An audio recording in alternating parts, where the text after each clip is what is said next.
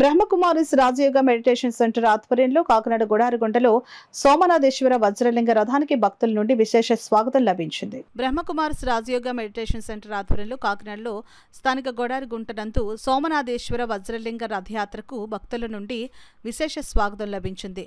దివ్య స్వర్ణ రథంలోనున్న సోమనాథేశ్వర వజ్రలింగాన్ని దర్శించుకోవడానికి భక్తులు తండోపతండాలుగా తరలివచ్చారు.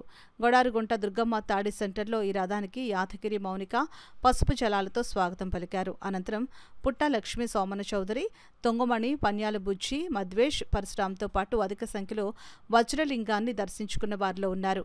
ఈ పర్యటన విశేషాలను బ్రహ్మకుమారిస్ చంద్రశేఖర్ భక్తులకు వివరించారు. 2018లో ఆంధ్రలో హిందూపురం స్థానంలో ప్రారంభమయ్యి చుట్టుపక్కల ఉన్న 4 రాష్ట్రాలలో కొన్ని లక్షలాది మందికి భగవంతుని గురించి తెలియజేస్తూ ఆత్మజ్ఞానం, పరమాత్మ జ్ఞానం మరి రాజయోగం గురించి తెలియజేస్తూ ఇప్పుడు కార్తీక మాసంలో ఈ కార్తీక దీపాన్ని దీపోత్సవ కార్యక్రమాన్ని చుట్టుపక్కల దర్శనమిస్తూ సందేశమిస్తూ ఈరోజు మీ అదృష్ట శాఖ